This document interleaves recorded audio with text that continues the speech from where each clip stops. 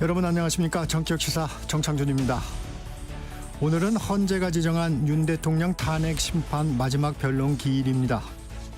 추가 변론 기일 여부는 정해지지 않았지만 헌재가 추가로 채택한 증인이 없어 변론 절차가 마무리될지 관심이 집중되고 있습니다. 이렇게 윤 대통령 탄핵 심판이 막바지로 접어든 가운데 헌법재판소의 공정성을 두고 여야 공방이 뜨겁습니다. 안철수 국민의힘 의원, 최재성 전 청와대 정무수석 차례로 만나 정치 현안 짚어보겠습니다. 매주 목요일 코너죠. 진격의 경제, 문화 이슈에도 다양한 소식 준비되어 있습니다. 정격시사는 유튜브로도 실시간 방송됩니다. 2월 13일 목요일 정격시사 출발합니다.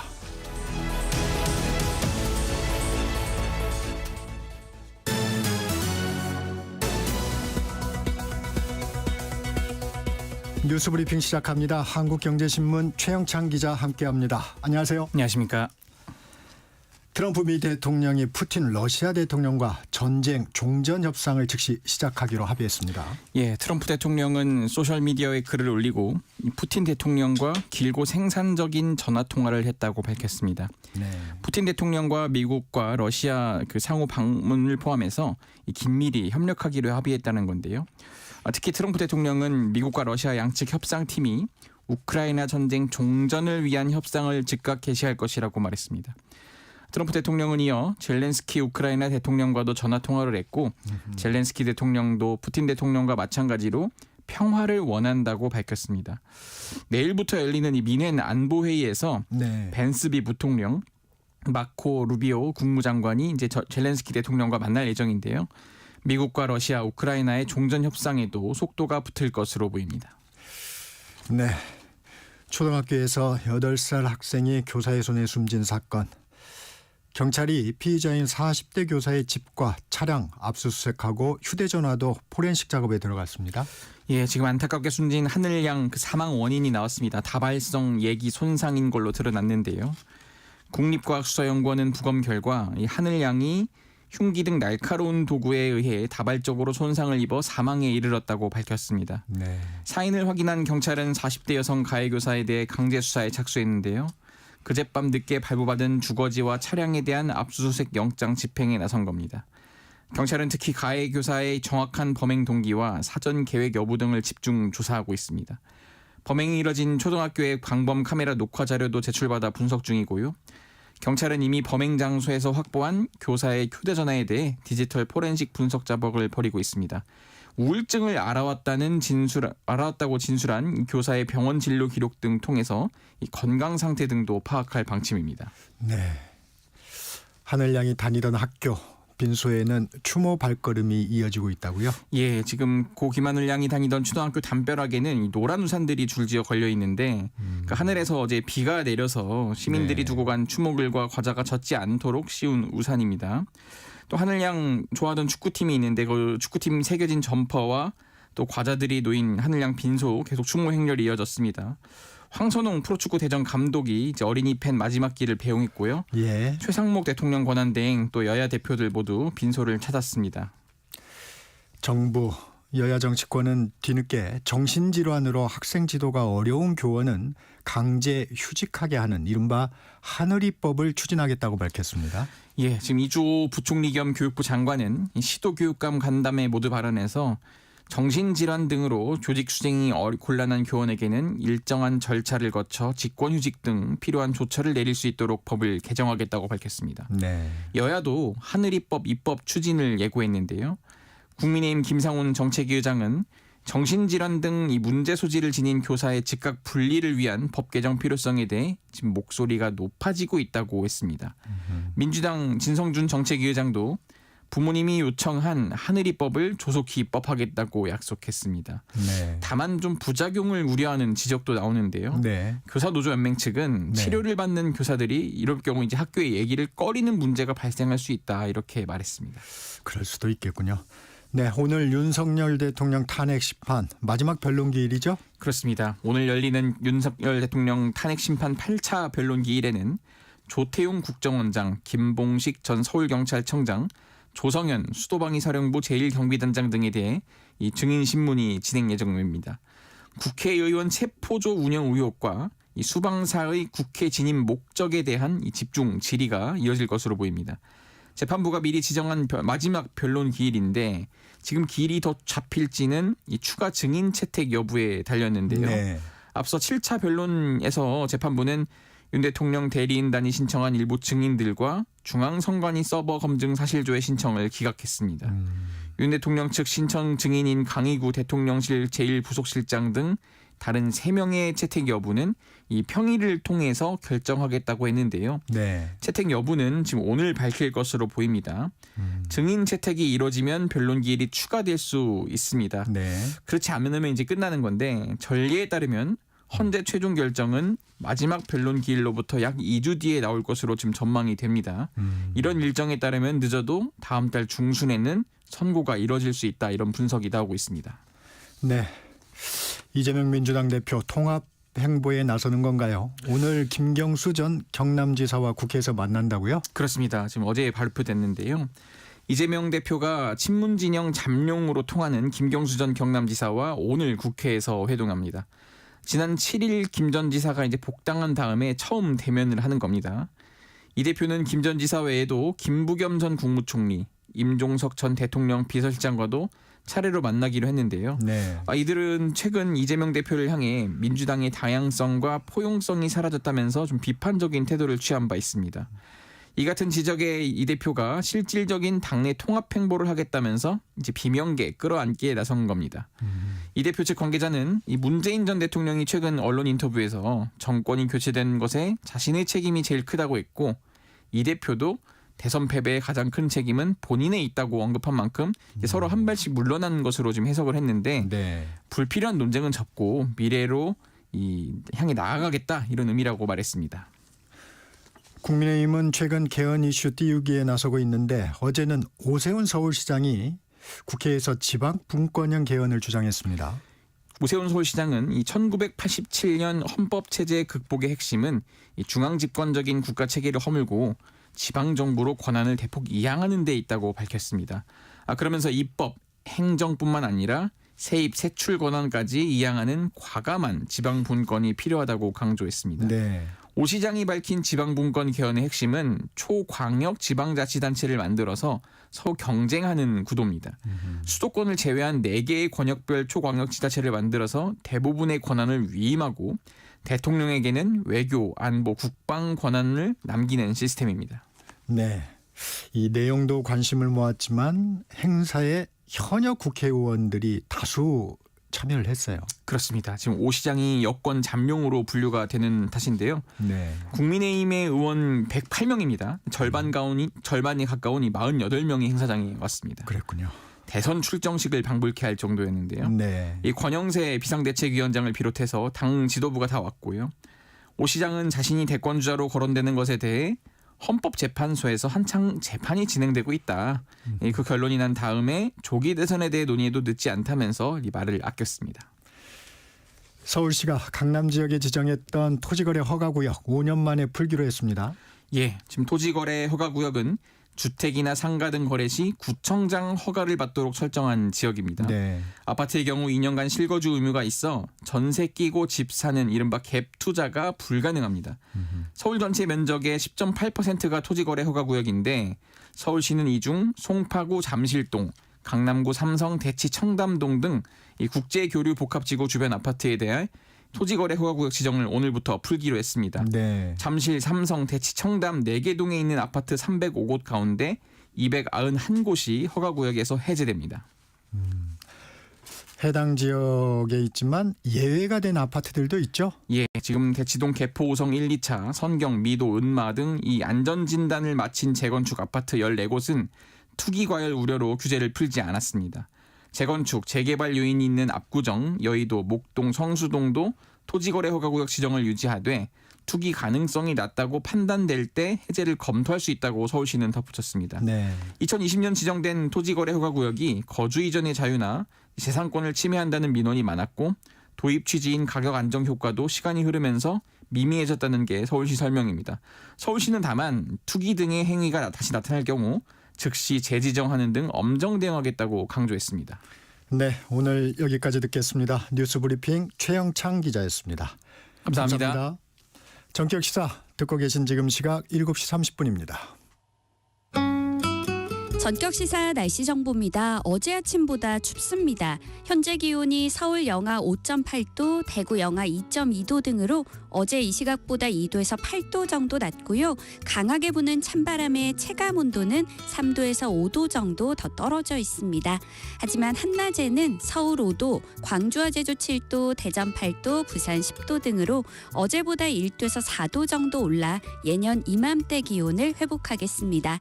오늘 전국이 대체로 맑겠습니다. 강원 영동과 경북 동해안 제주도에는 지금 강풍주의보가 발효 중이고 오전까지 바람이 매우 강하게 불겠습니다. 또 강원 동해안에는 건조주의보도 내려져 있으니까요. 불조심하시기 바랍니다. 현재 서울의 기온은 영하 5.8도입니다. 날씨 정보 송소진입니다. 이어서 이 시각 교통 상황을 KBS 교통정보센터 김민희 씨가 전해드립니다. 네, 앞서 들으신 것처럼 아침 기온이 뚝 떨어진 만큼 오늘 아침 출근길은 도로 위에 살얼음인 블랙아이스를 주의하셔야겠습니다. 부산 외곽고속도로 기장 쪽으로 한림 3터널 2차로에서는 고장난 차를 처리하고 있고요. 남해고속도로 순천 쪽으로 진영휴게소 부근 3, 4차로에서도 고장난 화물차를 처리하고 있습니다. 영동고속도로 강릉 쪽으로는 서창분기점에서 월곡분기점 사이와 둔대분기점에서 부곡 부근, 다시 용인에서 양지터널 사이로 속도 줄여 지납니다. 서울시내 강변북로 일산 쪽으로 동호대교 부근 1차로에서는 사고가 났고요. 조금 더 가서 한남대교 부근 4차로에는 고장난 차가 서 있습니다. 이 때문에 올림픽대교부터 속도 많이 떨어져 지납니다. 반대 구리 쪽으로는 방화대교부터 동작대교까지 긴 정체 이어지고 있습니다. KBS 교통정보센터였습니다.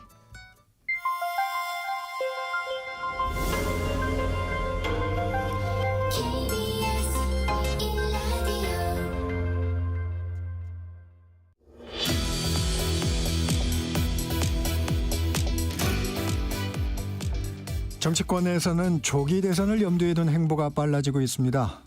여권에서도 잠재적 대선 후보군의 활동이 폭을 넓혀가고 있습니다. 그중 한 분이죠. 안철수 국민의힘 의원 전화로 연결합니다. 안 의원님 안녕하세요.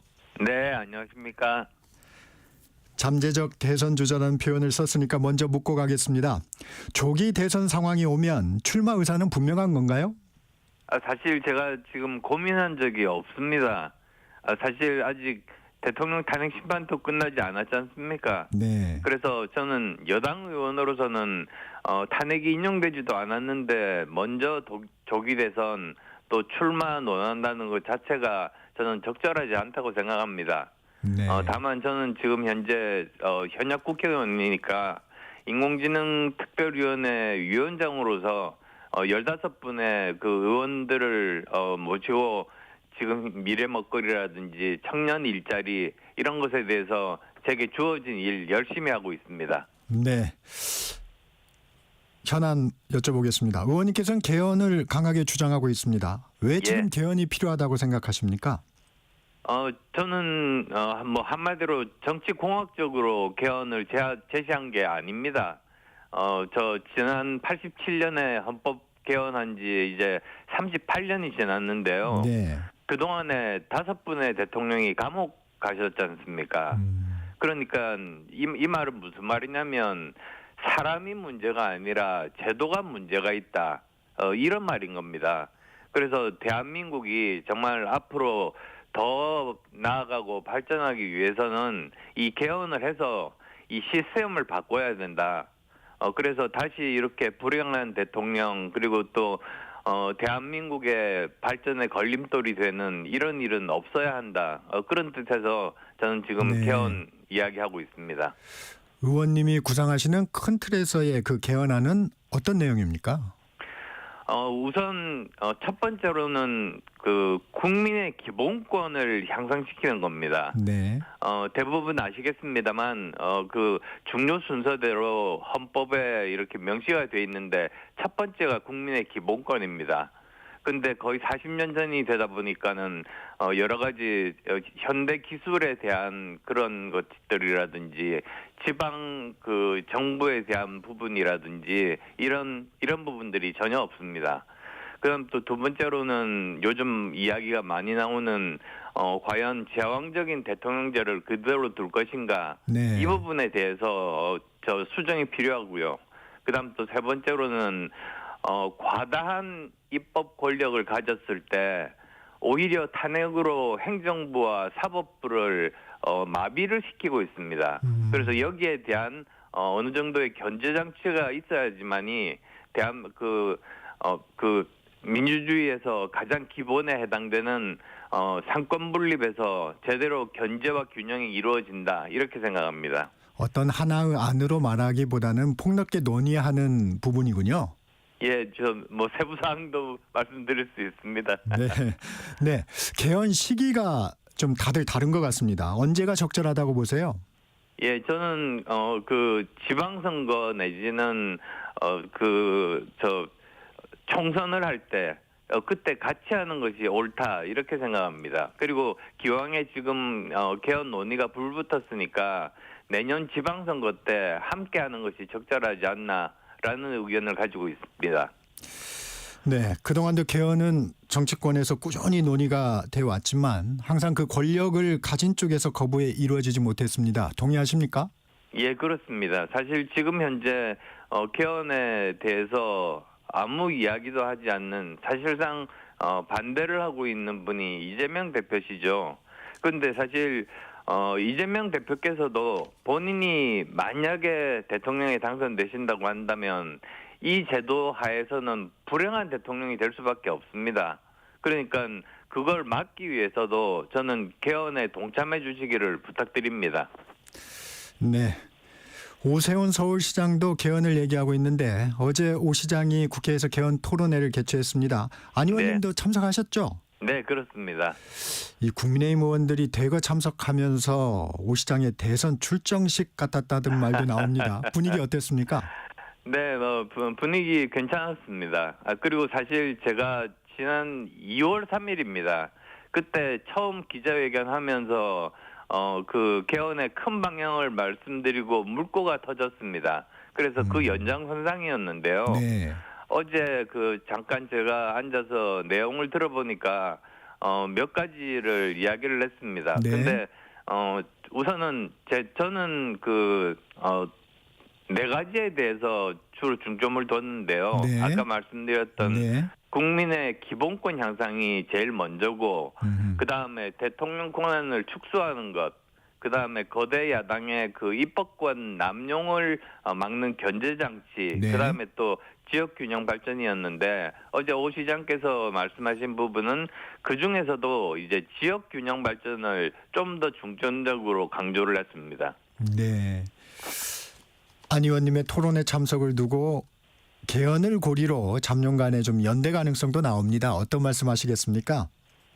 지금은 아직 아까 말씀드린 것처럼 대통령 탄핵에 대한 그런 네네. 어딥니까? 아직 결정이 헌재에 헌법재판소에서의 결정이 나오지를 않았습니다. 그래서 네. 지금은 그런 고민을 할 때가 아니라고 생각합니다. 오세훈 시장은 개헌 토론회를 하고 유승민 의원은 대구에서 특강을 합니다. 홍준표 대구시장은 이명박 전 대통령과 회동한 것으로 알려지면서 이 대선 잠룡들의 움직임이 빨라지고 있는데 안철수 의원님은 스스로 보시기에 이분들보다 내가 비교 우위는 어느 부분에서 좀 있다 이렇게 판단하십니까? 사실 걱정이 없습니다. 왜 그러냐면 네. 현재 거의 모든 여론조사에서 정권 교체 비율이 정권 유지보다도 훨씬 높게 나옵니다. 네. 최소한 10% 이상 높게 나옵니다. 그리고 또 이재명 후보와 1대1 가상 대결을 한 그런 조사들도 나오고 있는데 이기는 후보가 한 명도 없습니다. 네.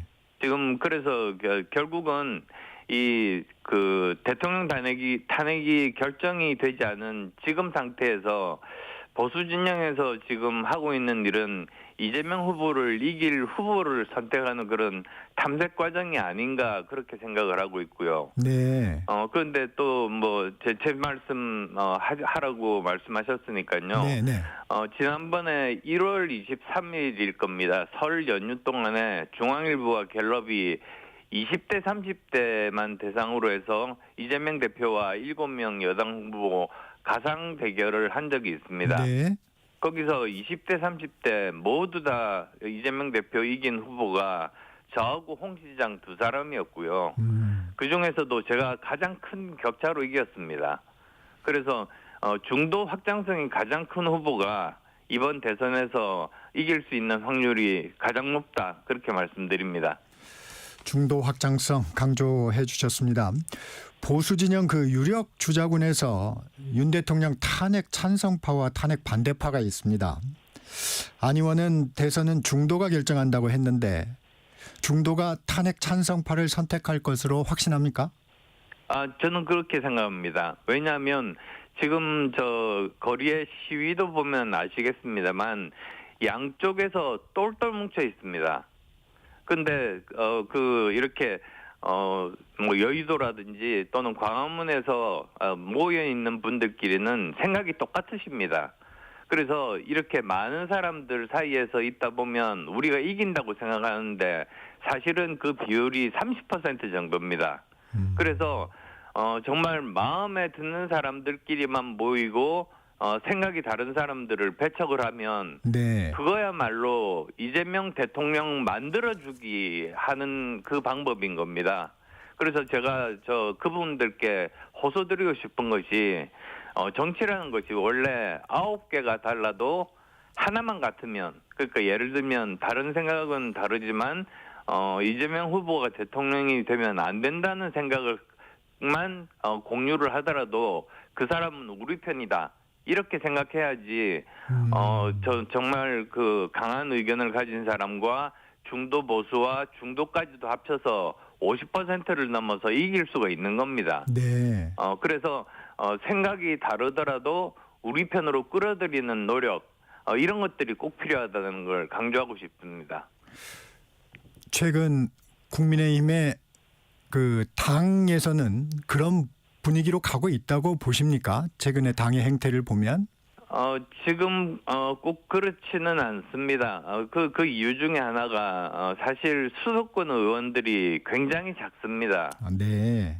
네, 그러다 보니까 아무래도 전체적인 분위기가 영남 쪽 분위기가 많고요. 네. 그리고 또 주말에 이제 그 지역구를 다녀오다 보면 그 지역 주민들 이야기를 들으면서 생각이 변하지 않습니까? 그렇죠.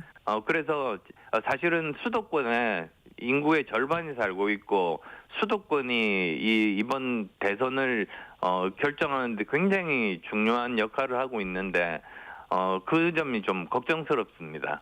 네. 최근 그 조기 대선을 가정한 여론조사가 잇따르고 있습니다. 하나 소개하겠습니다. 리얼미터가 에너지경제신문 의뢰로 지난 6일에서 7일 이틀간 전국 18세 이상 유권자 1,002명을 대상으로 이미 전화 걸기 방식으로 진행된 여론조사입니다. 자세한 내용은 중앙선거여론조사 심의위원회의 홈페이지를 참조하면 됩니다. 범보수 후보 적합도입니다. 김문수 고용노동부 장관이 25.1%, 유승민 전 국민의힘 의원이 11.1%로 2위를 차지했습니다. 이 같은 흐름은 어떻게 보셨습니까? 예, 그러니까 지금 뭐 현재 뭐 대부분 여론조사에서 그런 비율들이 나오는데요. 네. 문제는 이제 이재명 후보와 1대1 가상 대결할 때 문제입니다. 지금 보면은 김문수 후보 말씀하셨으니까요. 네. 그때 설 때 나왔던 그 중앙일보와 갤럽 여론조사를 보면 오히려 그 김문수 후보가 그 중에서 가장 낮은 것을 기록했습니다. 무슨 뜻이냐면 강한 그런 그 신념을 가진 분들만 결집을 하고 중도 보수 내지는 중도는 지지를 안 한다는 말이죠. 그렇게 되면 대선에서 이길 수가 없습니다. 그래서 이 점을 정말 명심을 해야 된다는 말씀 드리고 싶습니다. 안 의원님께서는 계속 중도 확장성 부분을 강조하고 계시군요. 예. 조금 전 그 안철수 의원이 언급한 여론조사 개요 말씀드립니다. 중앙일보가 한국갤럽에 의뢰해 23일에서 24일간 전국 만 18세 이상 성인 1,031명에게 휴대전화 면접조사 방식으로 진행됐습니다. 자세한 내용은 중앙선거여론조사심의위원회 홈페이지를 참조하면 됩니다. 네, 이어가겠습니다. 안 의원님께서는 아쉽게도 아직 여론조사, 전체적인 여론조사에서는 우선순위를 점하지는 못하고 계신데 이유는 어떻게 분석하십니까? 예, 뭐 저 같은 경우에는 당장 대선 출마에 대해서 적극적으로 이렇게 발표를 하지는 않았고요. 네. 그리고 또 저 같은 경우에는 지금 현재 제가 하고 있는 그 현역 의원으로서의 일을 열심히 하고 있습니다. 네. 아마 지금 현재 뭐 잠룡으로 분류되는 사람 중에 유일한 현역 의원일 겁니다. 그러다 보니까 저는 지금 현재 하고 있는 일이 아까도 말씀드렸습니다만 첫 번째로는 그 인공지능 특별위원회 위원장을 맡고 있습니다. 네. 그래서 거기에서 15명의 의원과 함께 미래에 어떻게 하면은 일자리를 만들고 먹거리를 만드는지 그 일을 하고 있고요. 그다음 또 두 번째로는 제가 외교통일위원회 소속입니다. 그렇죠.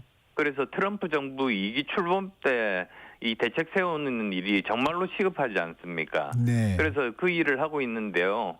뭐 저 여담으로 말씀드리면 얼마 전에 네. 제가 펜실베니아 대학교 출신인데 학교에서 자랑스러운 동문 두 사람 이렇게 해서 메일이 왔습니다. 네. 거기를 보니까 물론 트럼프 대통령이 거기 포함되고 일론 머스크도 이 펜실베니아 대학교 출신이라는 건 많은 분들이 모르고 계시더라고요. 아, 그렇군요. 예. 그래서 사실 미국 다녀오신 분은 아시겠습니다만 학맥이 굉장히 중요합니다. 그래서 제가 이런 학맥들도 이용을 해서 두 나라 관계에 많은 도움을 드릴 수 있을 거라고 그렇게 생각하고 있습니다. 네. 화제를 좀 바꿔보겠습니다. 민주당 등 야당이 명태균 특검법을 발의했습니다. 야당은 이달 안에 본회의에서 처리하겠다는 방침인데 국민의힘은 반발하고 있습니다. 어떤 의견을 갖고 계십니까? 제가 알고 있기로는 지금 창원지검에서 수사를 하고 있는데요. 네. 곧 중간 수사 결과를 발표할 걸로 알고 있습니다. 네. 그리고 또 명태균 씨도 자기가 할 말 하겠다. 이렇게 그 의지가 굳다고 그렇게 알려져 있습니다. 그래서 저는 그 발표 보고 그게 미진하다면 그때 가서 이제 특검을 본격적으로 논의하는 것도 늦지 않을 거라고 그렇게 생각을 하고 있고요. 네. 그리고 또 다른 방법도 있습니다. 그러니까 명태균 본인이 진실에 대해서 그 말할 그런 자세가 되어 있으니까 청문회 같은 방법도 저는 가능하지 않을까 그렇게 생각을 합니다. 특검이 아닌 청문회. 네, 청문회. 네. 네, 그래서 뭐 어쨌든 곧 있을 수사 결과를 발표를 보고 네. 이제 거기에 따라서 결론이 날 거라고 생각합니다. 그 명태균 특검이 조기 대선 시 여권의 대선 주자인 오세훈 홍준표 시장을 겨냥한다는 분석도 있습니다. 언급되는 것만으로도 영향이 있다는 건데 동의하십니까? 그 내용에 대해서는 그 결과를 들어보고 나서 판단할 수 있을 것 같습니다. 네. 윤 대통령 헌재 탄핵 심판 내용 좀 살펴보겠습니다. 국민의힘에선 연일 헌재의 공정성 문제를 제기하고 있습니다. 마은혁 헌법재판관 임명 보류건의 속도전, 또 계엄 핵심 관계자들의 증언이 검찰 공소장과 달라지는 상황이 있는데도 검찰 조서를 증거로 채택하는 문제 등 안 의원님은 이 같은 당의 움직임 동의하십니까? 예, 지금 보면 정말로 중요한 심판 아니겠습니까? 네. 그러니까 이 건에 대해서는 사실은 속도전을 하는 거는 저는 적절하지 않다고 생각합니다. 네. 대통령 탄핵이 워낙 엄중한 상황이고 국민께 미치는 영향도 워낙 커서요. 그래서 이 속도전을 한다기보다도 오히려 절차적인 정당성을 이렇게 확보를 하면서 좀 더 신중하고 철저하게 그렇게 재판이 이루어져야지 된다고 생각합니다. 이게 다 역사에 남는 그런 중요한 일 아니겠습니까? 이 같은 맥락인데 현직 검사장이 헌재에 대한 비판글을 올려서 논란입니다. 이영림 춘천지검장이 일제 재판관보다 못한 헌재라고 강하게 비판했는데 발언을 좀 어떻게 보셨어요? 저 사실은 그게 적절하지 못합니다. 네. 그리고 그렇게 비판의 글을 올리긴 했지만 재판관님들 이제 이렇게 만나서 이야기도 한번 나눠보고 한다면 네. 제가 헌재 재판관은 아닙니다만 대부분의 그 재판관분들 특성이 그런 것에 개의치 않고 자신의 소신과 양심에 따라서 그 기준은 뚜렷합니다. 그래서 그렇게 크게 영향을 거기에 받을 거라고 생각하지는 않습니다. 네. 헌재가 정한 그 변론기일이 이제 오늘까지입니다. 예. 추가 변론기일을 잡을지가 관심인데 변론기일 연장해야 한다는 입장이세요? 아니면 이 정도면 종료해도 된다는 입장이세요? 이건 제가 아까 드린 말씀에 연장이 될 수도 있겠습니다만 네. 너무 속도전보다는 사실은 정말로 중요한 역사에 남을 것이기 때문에 하시고 싶은 말씀이 대통령이나 또는 변호인단에서 있다고 한다면 네. 하고 싶은 말들을 모두 다 듣고 기록에 남기고 그것을 기준으로 해서 판단하는 것이 맞지 않겠습니까? 네. 국회 대정부 질문 내용도 좀 살펴보겠습니다. 앞서도 말씀하셨지만 외교통일위원회 소속이신데 첫날은 정치외교통일 안보를 주제로 열렸습니다. 어떤 부분에 좀 주목하셨습니까? 예, 아무래도 트럼프 2기 정부 출범하면서 변화하는 것이 우리나라에 영향을 굉장히 많이 미칠 겁니다. 네. 크게 보면 두 가지입니다. 경제와 안보입니다. 우선 경제는 지금 관세 폭탄 문제가 있습니다. 네. 그게 지금 사실 미국의 그 보조금 때문에 여러 가지 자동차라든지 또는 2차 전지라든지 반도체라든지 이런 공장을 지은 곳에서 이 보조금을 받지 못하면 이 수익성에 막대한 손실이 옵니다. 그렇게 되죠. 그 다음에 또 생각보다 많은 그 한국 기업들이 캐나다 퀘벡 지방 쪽 하고요. 그리고 멕시코 쪽에다가 지사를 세웠습니다. 네. 근데 특히 이제 퀘벡 지방을 보면 거기는 수도세가 없습니다. 그 다음에 또 전기가 전부 수력 발전이기 때문에 전기세도 4분의 1 정도 값밖에 안 되고 그리고 그 RE100 그러니까 전혀 뭐라고 합니까? 탄소를 배출하는 그런 게 아니죠. 그래서 거기에다가 세웠는데 갑자기 관세가 25%로 뛰게 되면 거기도 막대한 손해가 옵니다. 다행히 한 달 정도 유예를 한다고 했는데 그 말은 외교적으로 해석을 해보면 서로 협상의 여지가 있다 이런 말이거든요. 네. 그러니까 이럴 때일수록 우리나라에서 외교 역량을 총동원해가지고 이 관세를 낮추고 여러 가지 조건들을 완화하는 쪽으로 열심히 노력을 해야 될 때입니다. 정부에도 좀 촉구하는 말씀으로 들립니다. 예. 네. 어제 SNS에 윤석열 정부의 의료 정책을 비판하는 글을 올리셨는데 그 탄핵 정국 속에서 최상목 대통령 권한대행이 의료 갈등 해결을 위해 어떤 역할을 좀 해야 한다고 보십니까?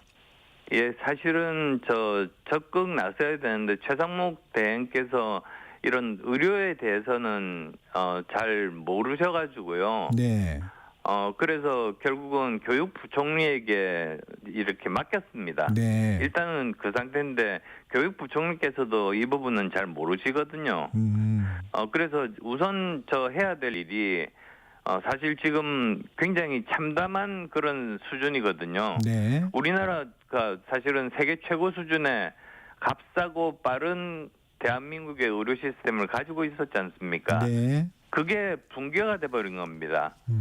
그래서 사실 지금 현재 공식 통계를 보면 작년에 2월에서 6월까지 초과 사망자 이 일이 없었다면 안 돌아가실 분이 3,000명 이상 돌아가셨고요.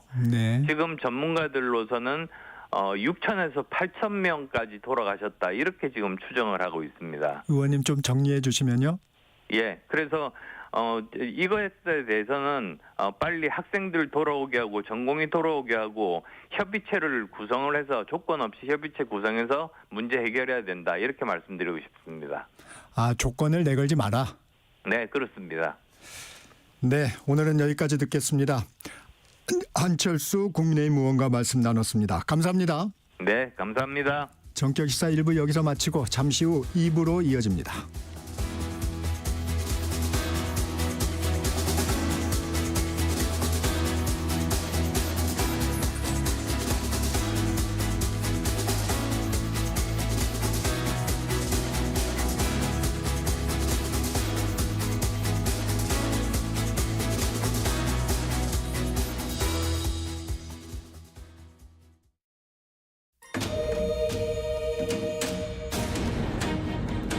광복 80년 KBS 라디오 캠페인 밸류업 대한민국. 안녕하세요. 저는 한복인 박순려입니다. 올해로 한복인의 길을 40년 하고도 6년째로 접어들었습니다. 이 모든 것을 한복에 올인했습니다. 사실은 나는 어릴 적부터 옷에 욕심이 너무 많았어서 설에 떡국은 먹지 못했어도 한복은 꼭 입었습니다. 한복을 사주지 않으면 정말 다리 뻗고 운 적이 그 정도로 옷사랑이 특별했고요. 그래서 제가 요즘에 항상 느끼는 게 있어요. 점차 한복 입는 거를 찾아볼 수가 없어요. 한복 입는 분들은. 옛날에 한 사람이 한복을 맞추러 오면 5벌, 7벌, 9벌 빨강 치마에 녹색 쪼그리 제사 모실 때 입는 하얀색 아래 한복 아니면 이제 옥색 한벌 뭐 겨울 두루마기 겨울 한복 또 한여름에 입는 모시 한복 많았죠. 근데 지금은 신부 신랑님도 옷 한 벌을 선뜻 하려고 안 하고 우리나라 전통이 계속 사라질 것 같다는 이 위기감에 지금 와 있거든요.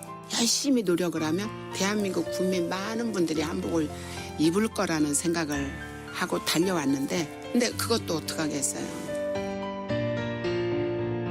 정말 간곡하게 부탁하고 싶은 건 교육하시는 교육자분들께서도 정말 어린이들도 학교에서 한복을 입을 수 있는 교육이 꼭 필요하다고 생각을 합니다.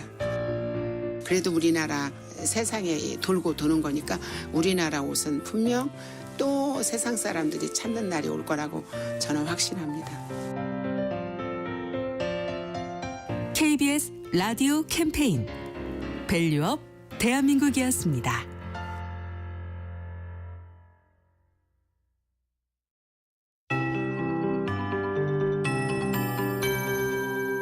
KBS 58분 날씨. 찬바람이 강하게 불며 반짝 추위가 찾아왔습니다. 현재 기온이 어제 아침보다 2도에서 8도 정도 낮아 지금 서울이 영하 5.6도, 부산 영하 1.3도 등을 보이고 있고요. 체감 온도는 기온보다 5도 정도 더 떨어져 있습니다. 다행히 낮부터는 빠르게 추위가 누그러지면서 서울 5도, 강릉, 광주, 제주 7도, 대전과 대구 8도 등으로 어제보다 1도에서 4도 정도 올라 평년 기온을 회복하겠습니다. 오늘 하늘은 대체로 맑겠습니다. 다만 그동안 내린 눈이 얼어붙어 길이 미끄러운 곳이 많으니까요. 조심히 이동하시기 바랍니다. 한편 강원 동해안에는 지금 건조주의보가 발효 중이고 그 밖에 동쪽 지역도 대기가 건조한 상태여서 불조심하셔야겠습니다. 오늘 전국에 바람이 강하게 불겠고요. 특히 강풍주의보가 발효 중인 강원 영동과 경북 동해안, 제주도에는 오전까지 순간풍속 시속 70km 이상의 돌풍이 부는 곳도 있겠습니다. 내일부터 일요일까지는 예년 이맘때보다 온화한 날씨가 이어지겠고 하늘도 대체로 맑겠는데요. 다만 제주도는 토요일에 비 소식이 있습니다. 다음 주에는 다시 평년 기온을 밑도는 추위가 찾아올 전망입니다. 현재 서울의 기온은 영하 5.6도입니다. 송소진입니다.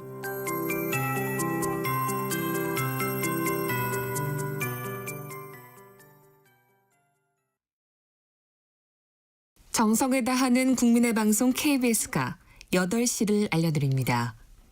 AM 711kHz, FM 97.3MHz, KBS 1라디오입니다. HLKA.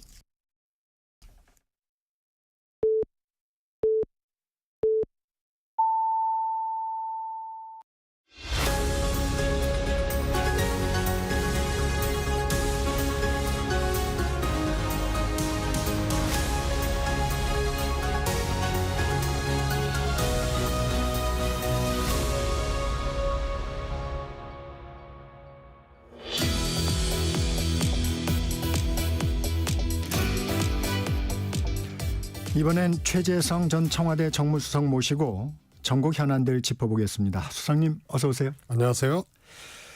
네, 오늘이 윤 대통령 탄핵 심판 8차 변론 기일입니다. 탄핵 심판 내용부터 좀 살펴보겠습니다. 탄핵 심판에서 진술 오염 주장도 좀 있고 또 검찰의 공소장하고 좀 다른 진술들도 좀 나오고 있습니다. 헌재가 검찰 조서를 증거로 사용할 수 있다고 얘기하고 있는데 이 부분은 어떻게 보세요? 뭐 그거는 일종의 하나의 이제 결정적으로 뭐 그것이 네. 헌재 이 탄핵 소추 과정에 결정적으로 작용한다기보다 보조적으로 작용을 한다고 보여지거든요. 네. 사실 이번 탄핵 심판은 매우 심플해요. 계엄이 전시와 사변에 준하는 그런 상황이 뒷받침돼서 계엄이 선포가 됐느냐. 네. 요게 핵심이거든요. 그리고 실제로 선포가 됐잖아요. 그리고 병력이 움직였고 그 선포된 이후의 것은 제가 보기엔 부차적인 공방이거든요. 지금 이제 헌재 탄핵 심판에서 나오는 약간의 진술의 좀 엇갈림 이런 부분들. 네. 뭐 진술의 엇갈림도 저는 이제 견해가 좀 다른데 네. 아무튼 그래서 특전사령관이 대통령한테 지시를 받았냐, 뭐 홍장원 국정원장의 체포 명단이 뭐 사실이냐, 네. 지시 대통령한테 직접 받은 거냐, 사실이냐, 뭐 이런 거는 부차적인 거고요. 계엄 선포의 요건이 되느냐. 이 요건이 안 됐는데 대통령이 그것을 선포했으면 그거는 탄핵 사유입니다, 바로. 네. 네? 그래서 헌법 위반이고 법률 위반이기 때문에요.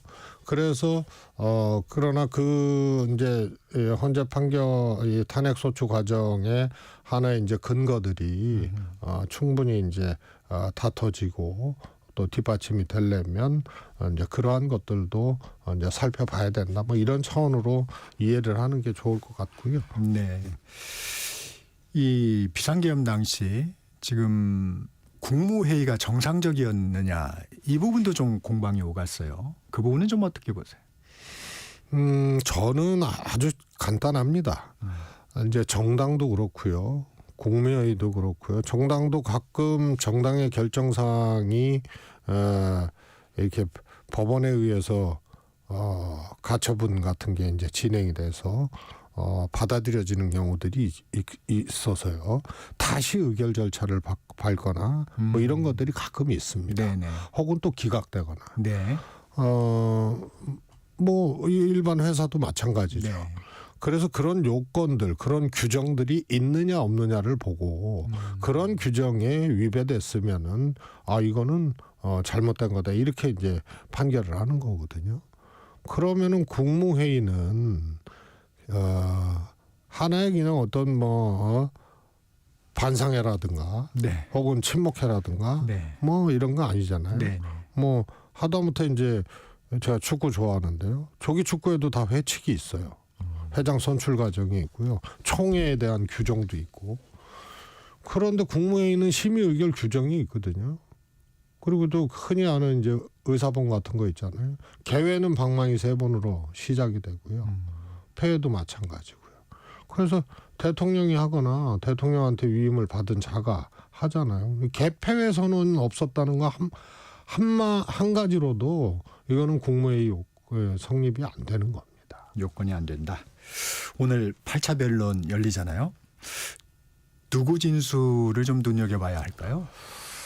역시 조성원 이제 소방사 네. 경비단장. 네. 여기 이제 조성원 단장이 이제 포인트인 게 우선 헌재에서 직권으로 채택을 직권으로 했죠. 채택한 증인 아닙니까? 네. 그럼 왜 그럴까? 이제 소위 이 헌재 과정에서 등장하는 사령관 3명이 있잖아요. 네. 특전사령관, 네. 소방사령관, 방첩사령관 이렇게 3명이 있는데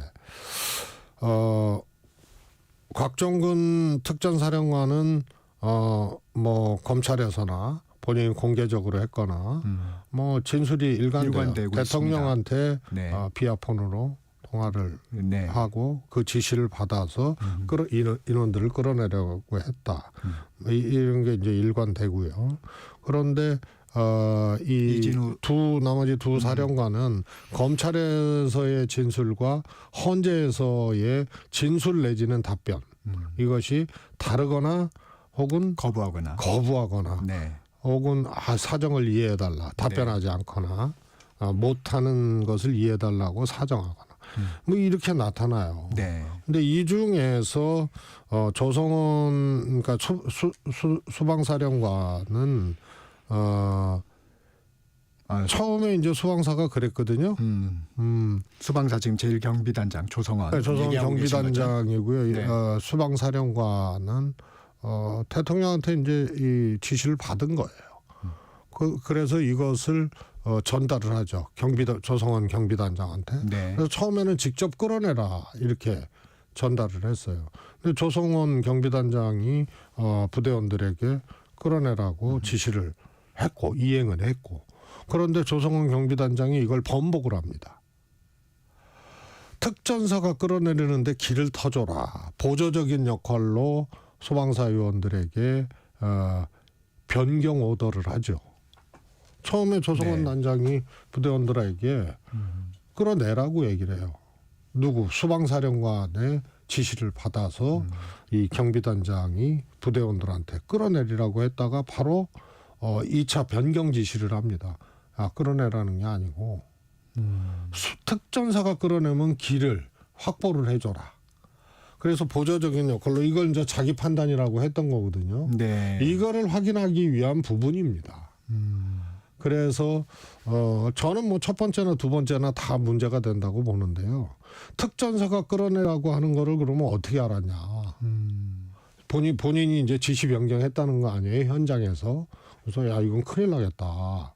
국회의원들 끌어내라고 이렇게 오더는 했는데 그래서 변경을 했다는 거예요, 이 조 단장이.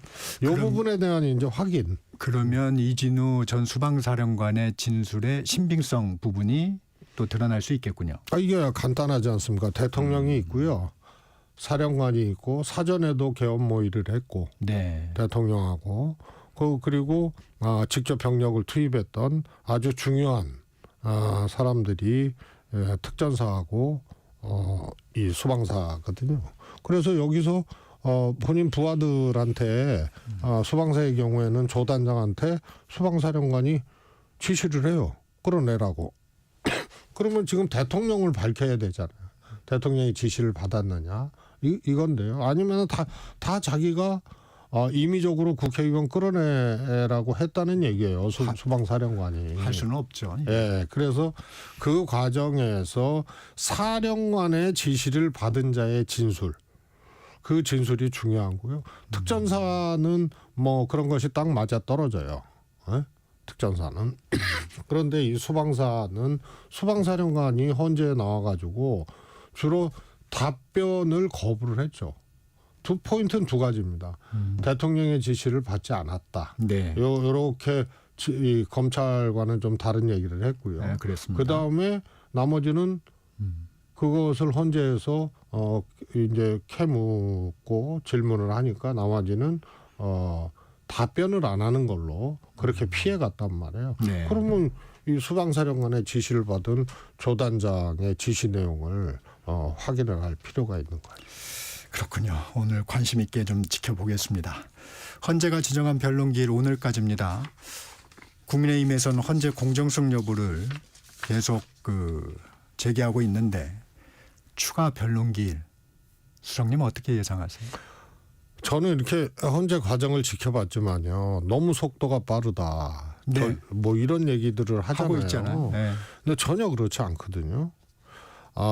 노무현 대통령은 총선에서 열린우리당이 이겼으면 좋겠다라는 취지의 얘기를 했다가 네. 국회에서 탄핵돼 버렸거든요. 네. 그리고 이제 헌재가 갖고 기각이 됐죠. 그거 딱 사안 하나예요. 박근혜 대통령은 매우 복잡하죠. 그 딱 중간쯤에 윤석열 대통령 탄핵 소추가 있다고 생각을 하면 됩니다. 네. 그래서 노무현 대통령 때는 2달, 박근혜 대통령 때는 3달이었는데요. 딱 그 중간쯤에 이제 해당이 되는 거기 때문에 네. 적절하고요. 지금 이제 8번째인데 하루 10시간씩 하거든요. 그럼 보통 일반 형사 재판하면요. 격주도 힘들어요. 재판이. 그런데 이제 매주 한두 번씩 하고 죄송합니다. 그래서 이런 과정들이 보면은 다른 재판은 한 번 10시간씩 하면 3배쯤 하는 거거든요. 종일 심리, 집중 심리를 하게 되면. 네. 그래서 이미 뭐 한 20-30번의 재판을 한 셈이에요. 8번 한다는 의미는. 그러면은 격주간 열리면은 1년 정도 했다는 얘기거든요. 그런데 말씀드렸지만 이거는 사안이 사실은 그렇게 복잡한 사안이 아니거든요. 아까 말씀드렸잖아요. 계엄이 이게 헌법에 혹은 법률에 맞느냐. 요게 이제 핵심이거든요. 그리고 그 계엄 이후의 상황에 대한 것은 좀 부속적인 거예요. 그래서 탄핵 심판은 계엄 선포 하나로도 이거는 진행할 수 있을 정도의 사안이기 때문에 노 대통령과 박근혜 대통령 경우에 한 중간쯤에 해당하는 사안이고요. 네. 그 속도전이라는 말은 동의하기 힘들다. 이런 부분을 좀 말씀을 해주셨습니다. 윤 대통령 탄핵 심판 그러면 변수는 좀 없을까요? 그 마은혁 헌법재판관 후보자 임명이라든가. 그래도 대한민국이 이제 87년 이후에 이제 헌법재판소 체제가 들어서고 네. 법치국가 아니에요. 박근혜 대통령 탄핵을 상기해 볼 필요가 있어요. 그 전 정권이 어디였죠? 이명박 정권이었거든요. 그래서 헌재 구성원은 야당 추천목 2분을 빼고는 다 보수적이에요. 그래서 그때 민주당에서 우려했던 게 보수적인 성향의 헌법재판관들로 이 다수가 구성돼 있는데 이거 기각되는 거 아니냐. 이런 이제 우려들을 했는데요. 만장일치로 했거든요. 그렇죠. 그래서 법을 따지는 분들이에요. 헌법을 따지는 분들이기 때문에 거기에 위배한 윤 대통령의 행위냐 아니냐 이것을 따져서 인용과 기각 여부를 결정하는 거기 때문에 네. 그거는 보수든 진보든 이제 헌법의 기준에 대한 아주 보편적인 상식이 작동할 수밖에 없는 구조라고 보고요. 그래서 만약에 요즘에 전한길 씨, 네. 네? 역사학자, 한국사 강사. 학자는 아니죠. 네. 하여튼 이분이 얘기한 대로 신을싸우자고 얘기를 했잖아요. 헌법재판관들 마은혁 아직 임명되지 않은 사람 포함해서. 근데요, 저는 반문하고 싶어요. 네. 만약에 탄핵 결론이 인용으로 만장일치로 나게 되면 그러면은 을사팔적이 되는 거예요. 윤석열 대통령이 임명한 재판관 포함해가지고. 그래서요, 저는 좀 만장일치로 날 가능성이 높다고 보는데요. 그러면 뭐 7대1로 예를 들어서 났다. 그러면 을사칠적이 되는 겁니까? 보수적인 재판관이 만약에 탄핵 인용 의견에 동의를 했으면 그러면은 그것도 또 을사 6적, 7적, 8적 되는 거예요. 그래서 저는 지금 최근에 그런 논란이 판사 개인의 추천 경로나 성향까지 문제가 됐으면요. 박근혜 대통령 당시에도 민주당이나 여기서 그런 문제 제기를 해야 돼요. 그다음에 윤석열 대통령이 임명한 정영식 재판관이라든가 네. 이런 분들은 어떻게 해석을 할 거예요. 그다음에 윤석열 대통령의 계엄에 대해서 옹호했잖아요. 박선영 전 의원 하고 이 처제 아니에요. 박선영 전 의원이. 가족 관계가 좀 있죠. 예. 그럼 뭐 그거 어떻게 심지어는 계엄에 대해서 이 옹호를 하고 아주 극우적인 이제 발언들을 일삼고 했던 그 전 국회의원하고 처제인데 그거를 그러면 문제 제기하고 그 헌법재판관의 생각이나 의견 존재를 탄핵해야 됩니까? 그래서 이게 굉장히 이상한 공방으로 가고 있고요. 나는 이 원인이 윤석열 대통령이 국회에서 탄핵 의결된 후에 그때 메시지, 그다음에 지금까지의 메시지, 네. 체포될 때, 구속될 때의 메시지 이런 것들이 전부 장외투쟁용 선동 메시지예요. 그리고 탄핵 이 소추 과정에서도 부정선거론 같은 게 전형적인 거거든요. 지금은 이제 부실선거 얘기를 하잖아요. 네. 그리고 윤 대통령 스스로도 부정선거가 아니고 선거 관리에 여러 가지 의심점들이 있다는 차원이다라고 본인이 얘기를 했어요.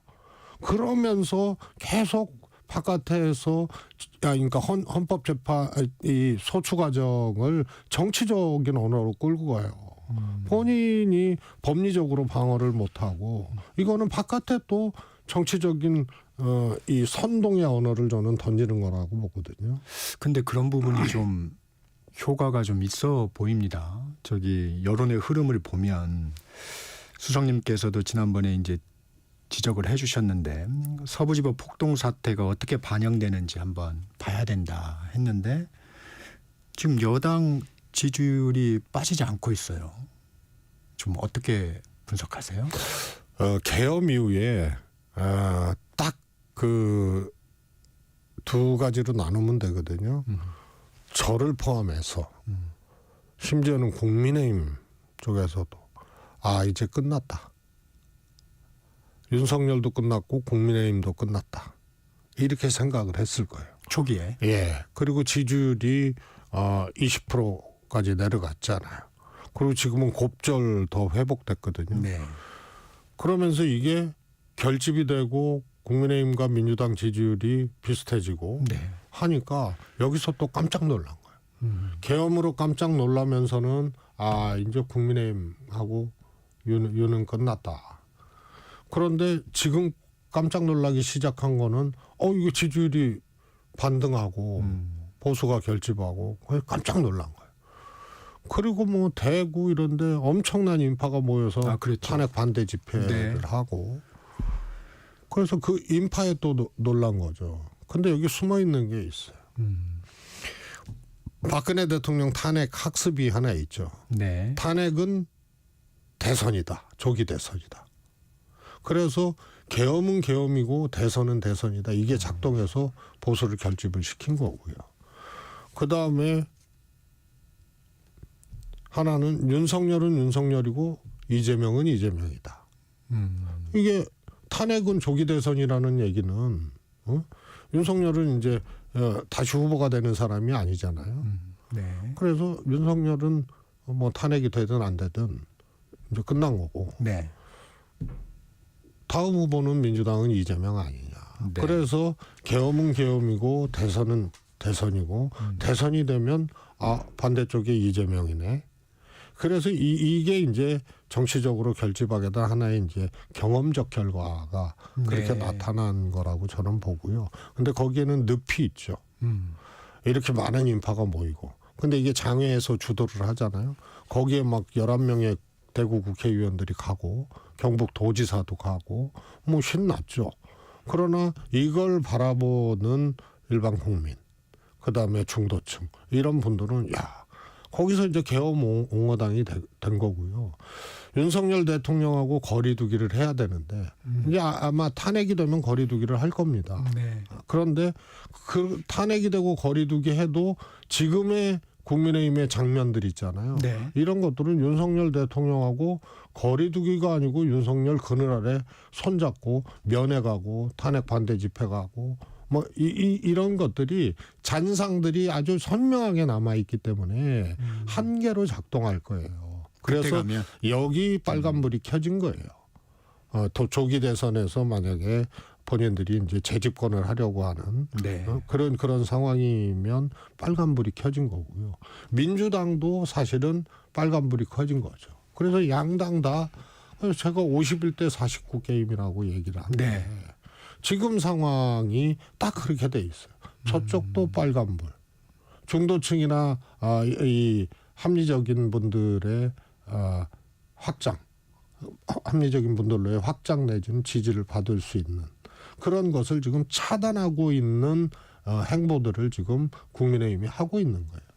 그다음에 민주당도 이 분명히 이게 아무리 박근혜 대통령 탄핵에 대한 학습 효과로 보수가 결집을 한다 하더라도 이 정도야 깜짝 놀랐죠. 그러니까 민주당도 처음에는 이게 여론조사 자체가 뭔가 문제가 있다 해서 여론조사 조사위원회도 만들고 또 선관위에 이걸 또 고발 의뢰도 하고 그랬단 말이에요.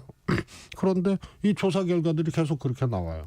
당황한 거거든요. 그래서 민주당도 왜 이렇게 됐는지에 대한 굉장히 분석이 필요하고요. 대책이 필요하고요. 그런 의미에서는 빨간불이 민주당도 켜진 거죠.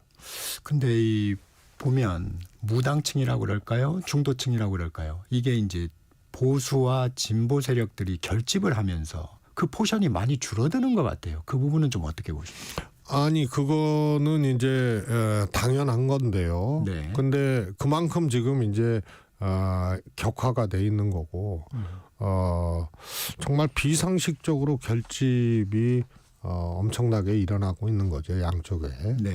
그런데 저는 뭐 조사 방식마다 좀 다르다고 보는데요. 통상 이렇게 되면요, 제가 보기에는 조사에 따라서 좀 달라질 수 있다고 봐요. 예를 들어서 선거용 조사다, 그러니까 지지도 조사다. 이럴 경우 이제 인물에 대한 지지도 조사하고 정당에 대한 지지도 조사하고 좀 다르지 않습니까? 그렇죠. 그래서 예를 들어서 대선 인물에 대한 지지도 조사에서는 의외로 이제 좀 빠질 가능성이 커요. 그러니까 중도층이나 지지하는 사람 없다가 이게 줄어들거나 이러질 않고 오히려 늘어날 가능성이 저는 크다고 보고요. 그래서 이게 이제 대선 정당 지지도 이것을 같이 봐줘야 되는 문제라고 봐요. 알겠습니다. 민주당 그러면 어떻게 돌파할 수 있을까요? 민주당 입장에서는 이런 상황을. 역시 이제 이게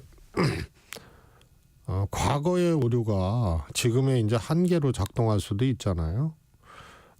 국민의힘은 지금 그것을 만들고 있는 과정이에요. 지금의 오류가 윤 대통령 탄핵되고 만약에 그 다음에 조기 대선이 이루어지면 이게 이제 한계로 작동될 겁니다. 물론 과거에 윤 대통령과 국민의힘의 오류가 개헌을 갖고 왔고 또 탄핵 상황까지 온 것도 있지만 지금 이 시점에서 보면은 오류를 만들고 있는 거예요. 그래서 아마 대선 때 한계로 작동한다. 그런 의미에서 저는 빨간불이라고 표현을 했고요. 민주당은 지난번 대선 이후에 사실 이재명 대표의 민주당이 된 거 아니에요. 그래서 후보가 이재명 대표밖에 안 보여요. 그리고 엄청난 사법적 공격, 사법 리스크, 윤 대통령과 검찰의 공격을 받으면서 저는 탄압받았다고 봐요. 이재명 대표가. 그러면서 이재명 대표를 지지하는 이제 진보 쪽의 지지자들이 커졌고 단단해졌거든요. 근데 여기서 이제 또 한계가 작동을 하는 거예요. 그러면 이 엄청난 적대감, 비호감 이번 탄핵 과정에서 계엄 탄핵 과정에서 보여지지만 깜짝 놀란 조사 결과가 나오는 것 중에 이재명 대표라는 이제 관역이 하나뿐이 없는 거예요. 윤석열 대통령은 이제 떨어진 해가 된 거고, 그러면 지금 저쪽은 아직 주자가 결정된 것도 아니고 민주당도 그렇지 않지만 우뚝 서순 관역이 딱 하나 있는데 이게 너무 반감이 큰 거예요. 거기다가 190석이에요. 그러면 관역을 좀 분산해야 됩니까? 아니 저는 그것이 민주당을 위해서도 좋고 민주당이 재집권하는데 아주 필수적인 거라고 봐요. 이런 질문이 있잖아요. 대선으로 가자면 이재명 대표로 정권 교체가 압도적으로 되거나 안심하고 안정적으로 정권 교체를 이룰 수 있느냐? 좀 의문인 것 같아요. 지금 보면 여기에 이제 물음표가 던져지잖아요. 네. 왜냐하면 그거는 시비야 어떻든 간에 아무튼 악마화되고 흑화되고 이재명 대표에 대한 반대쪽 여론이 세고 강하고 크다는 것들이 확인이 되는 거 아니에요? 그러면은 안정적으로 정권 교체를 할 수 있느냐, 이재명이라는 카드로. 여기에 대해서는 아마 누구도 그렇지, 압도적으로 해서 충분히 정권 교체 안정적으로 하지, 이렇게 대답하기가 어려운 상황이거든요. 이재명 지지자들도 그럴 거예요. 이재명 대표도 좀 움직이고 있는 것 같습니다. 오늘 김경수 전 지사도 만나고 지난번에 인터뷰를 보면 비명에게도 가능한 역할을 찾아 역할을 드리겠다, 뭐 이런 얘기도 하셨어요. 좀 어떻게 보세요? 저는 이제 역할을 준다는 게 무슨 의미인지 모르겠는데 그 첫 번째가요. 문재인 대통령이 대통령 됐을 때 41% 득표거든요. 그 당시 이제 홍준표, 유승민, 소위 말해서 범보수라고 일컬어지는 분들의 합산 득표율이 52%예요. 심상정 의원 득표율을 진보 쪽 범진보로 해서 네. 갖다 붙여놔도 47%예요. 김대중 대통령 집권했을 때는 오죽했으면 DJP 연합 해가지고 가까스로 정권 교체했겠습니까? 노무현 대통령도 간발의 차이로 이긴 거 아니에요. 마지막 날 깨졌지만 정몽준과 후보 단일화 하면서 겨우. 그래서 이것이 현실이에요. 그래서 어차피 정상적으로 붙으면은 압도적으로 못 이겨요. 팽팽해요. 그래서 우선은 김대중 찍었던 사람, 노무현 찍었던 사람, 우리가 유세 때 민주당에서 많이 하거든요. 문재인 찍었던 사람 다 모여라. 이게 기본이에요. 그래서 통합해야 되는 거예요. 그래서 우리의 총량들을 극대화시켜 놓고 진보의 총량을. 그런데 이게 이제 통합이 안 되잖아요. 이런저런 이유로. 저는 탈당한 사람들 잘못됐다고 생각을 해요. 민주당에서 총선 때 탈당하고 이런 사람. 동의할 수 없어요. 그러나 지금 정동영도 탈당했다가 들어오고, 정동영 장관도. 그다음에 이현주 의원도 그런 거 아니에요? 그래서 정치적인 총량을 특히 대선 때는 극대화시켜야 되는 거예요. 그런데 스스로의 총량을 극대화시키는 노력도 안 하고 가지도 않는 거, 이건 잘못됐다. 그래서 이것이 먼저 선결돼야 되고요.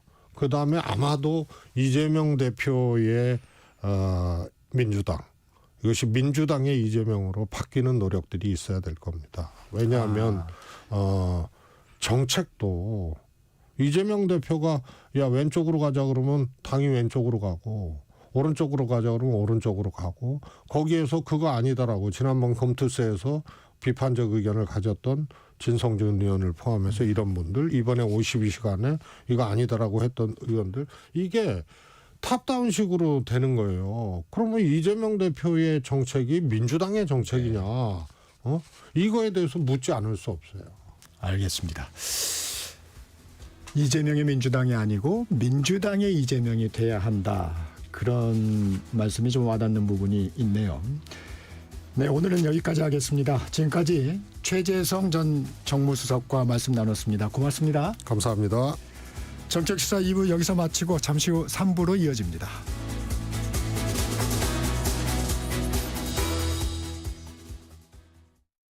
잠시 후 8시 반부터 일부 지역국에서는 해당 지역 방송을 보내드립니다. 워렌 버핏은 가치 투자, 필립 피셔는 성장주 투자, 피터 린치는 장기 투자. 방법은 달라도 목표는 하나.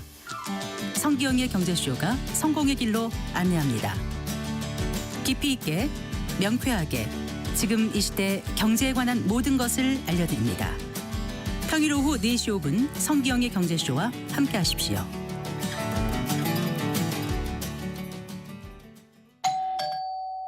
편지 왔습니다. 퇴근길 지친 당신에게 힘이 되는 뉴스를 전해드립니다. 매일 저녁 5시 5분 당신과 함께 읽는 세상 이야기 KBS 1라디오 뉴스레터 K. 지금 시각은 8시 30분입니다. KBS.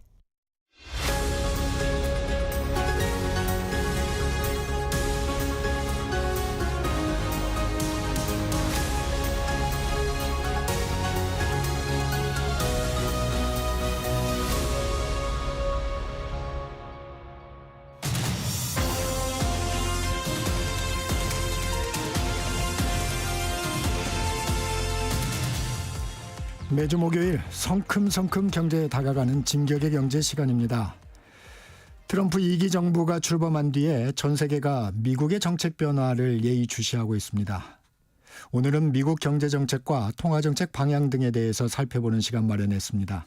서강대학교 경제대학원 김영익 교수님 모셨습니다. 교수님 안녕하세요. 예, 안녕하십니까.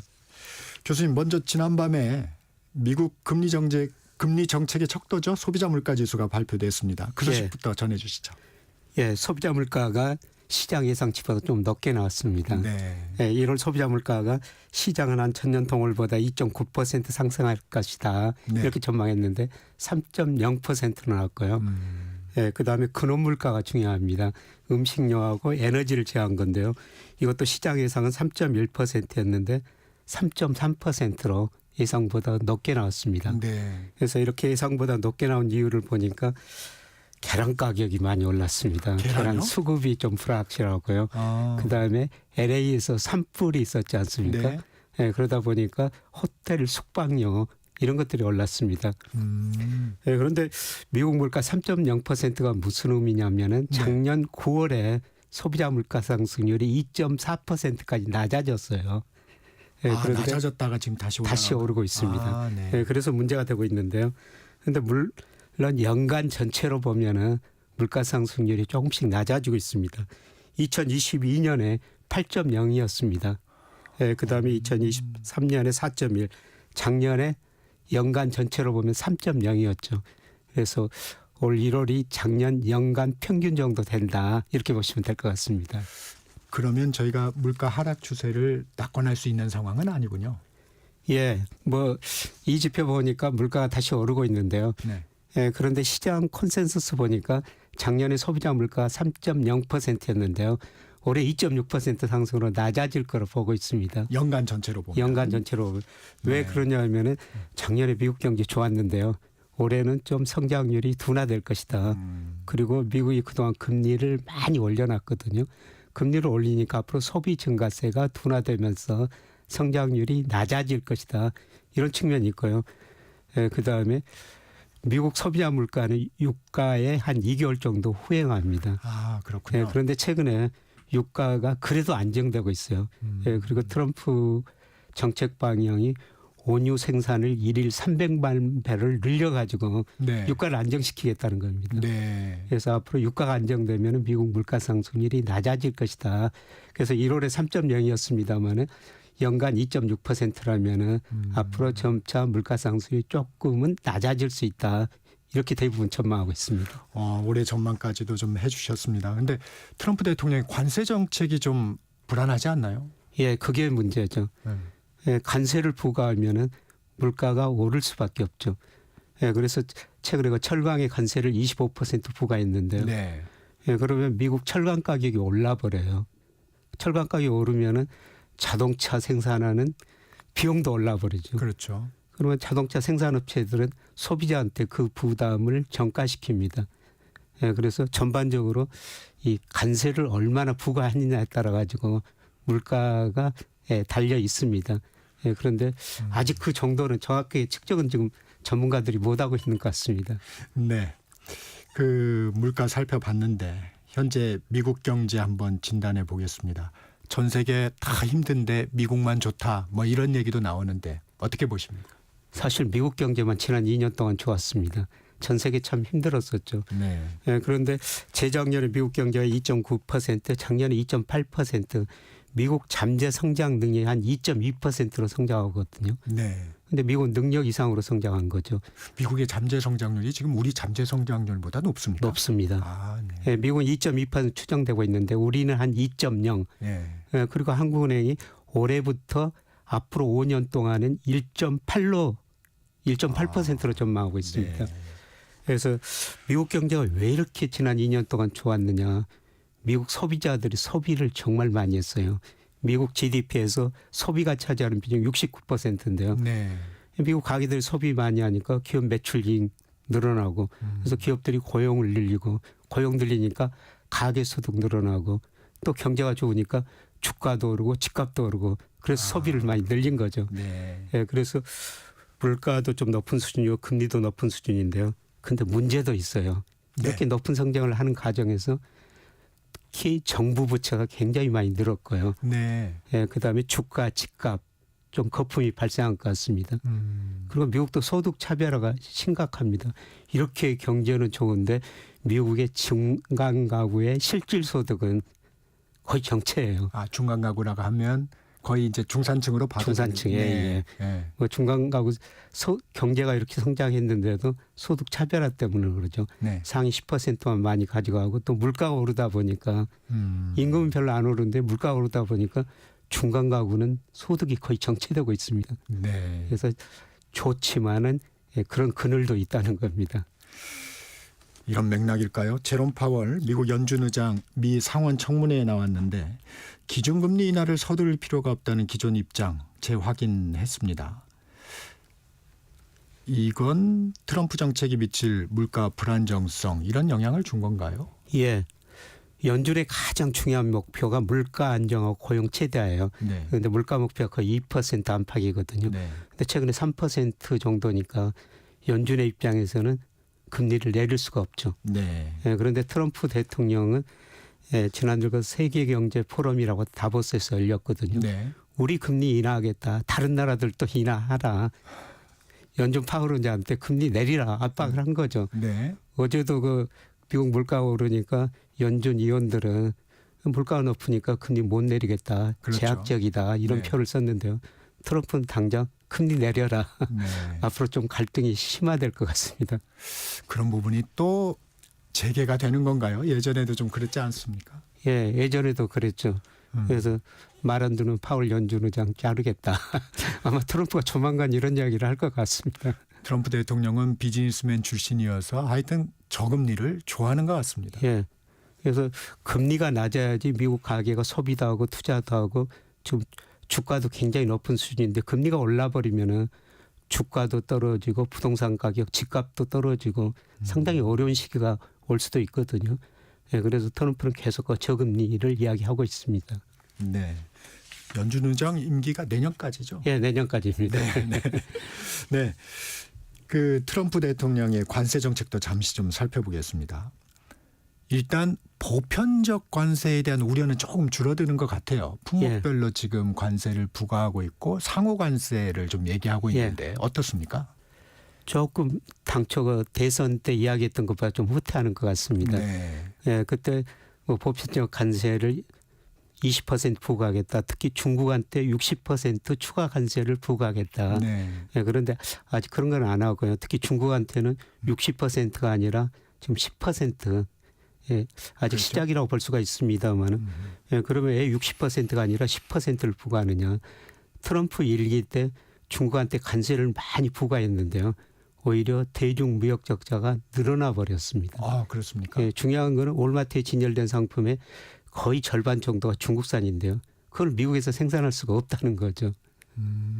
예, 그리고 관세를 부과하면 지금도 물가가 오르는데 물가가 오르면은 중산층들이 더 힘들어지죠. 예, 그래서 아마 관세를 좀 조심스럽게 접근하는 것 같고요. 뭐 그에 뭐 타협을 하는 것 같습니다.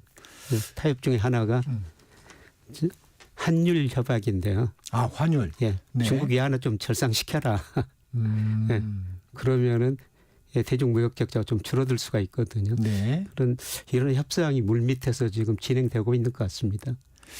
어차피 무역 전쟁이 길어지면 양측 다 피해가 좀 커지는 거 아니겠습니까? 예, 그렇죠. 근데 만약에 우리가 이제 플러스 마이너스를 생각하면 어느 쪽, 미국하고 중국하고 어느 쪽이 더 피해가 큽니까? 중국이 좀 더 피해가 크죠. 예, 중국이 지금 문제가 좀 많거든요. 네. 2008년, 2009년에 미국 금융위기 와가지고 네. 뭐 굉장히 어렵지만 세계가 어렵지만 중국은 굉장히 높은 성장을 했었어요. 그때 기업들이 투자를 너무 많이 했습니다. 그래서 기업 가잉 투자 문제 발생하고 그다음에 아직도 그 부동산 문제가 해결되지 않았습니다. 예, 그래서 이런 상황에서 미국으로 수출이 둔화되면은 중국 경제가 더 어려워질 수가 있죠. 뭐 둘 다 더 나쁜데요. 당장은 중국이 좀 더 어려워질 것 같습니다. 중국이 내놓을 수밖에 없겠군요. 예. 네. 미국 헤지 펀드 업계의 거물이라고 하는데 켄 시타델 최고 경영자가 트럼프의 관세 정책과 강경 발언이 미국의 신뢰도에 피해를 줄 것이다 이렇게 우려를 표명했는데 이 부분은 좀 어떻게 해석하세요? 신뢰도를 사실 저하시키죠. 뭐 캐나다, 멕시코 친구들 아닙니까? 가까운 네. 친구들한테 관세 부과했다가 30을 유예했다가 예, 그리고 뭐 저 우리 반도체 그다음에 2차 전지 보조금 준다고 해가지고 미국에 많이 투자했지 않습니까? 네. 근데 보조금을 깎겠다 안 주겠다 이런 이야기 나오는데 다른 나라 기업들이 미국에 그거 믿고 투자하겠습니까? 예, 그래서 트럼프 신뢰도가 조금 앞으로 떨어지고요. 예, 그래서 EU 그다음에 아세안, 브릭스 이런 나라 국가들이 좀 단결력이 조금 더 강화될 것 같아요. 잘못하면 트럼프가 네. 세계에서 애토리가 될 수가 있다는 거죠. 근데 힘이 워낙 크니까 네. 그럴 수는 없습니다만은. 맞습니다. 네. 교수님, 저기 트럼프 경제 정책의 핵심 감세, 규제 완화, 고율 관세 부과 이렇게 요약이 되는데 앞서도 우려해 주셨지만 정부 부채 이 문제가 좀 큰 것 같습니다. 재정 적자 우려는 좀 어떻습니까? 심각하죠. 네. 예, 미국 재정 적자 연방정부 부채가 뭐 작년 3분기 GDP 대비 121%입니다. 2021년에 125%까지 올라갔는데요. 네. 이게 어느 수준이냐면은 1946년 2차 대전 직후에 예, 그때 이후 가장 높은 수준입니다. 네. 그만큼 정부 부채가 많고요. 이렇게 정부 부채가 많다 보니까 이자를 많이 내야 되지 않습니까? 네. 이자가 GDP 대비 3% 정도 연간 1조 달러 가깝게 미국 정부가 국채를 발행했기 때문에 그렇죠. 이자를 줘야 돼요. 네. 여기다가 대순부채도 GDP 대비 84%로 한마디로 미국이 대표적으로 부채에서 성장한 나라라고 볼 수가 있습니다. 그래서 이런 저 부채가 많으니까 앞으로 좀 법인세 인하하고 개인소득세 인하하겠다는 거 아닙니까? 그거 할 수 있을까요? 예, 저는 할 수 있다고 보고 있는데요.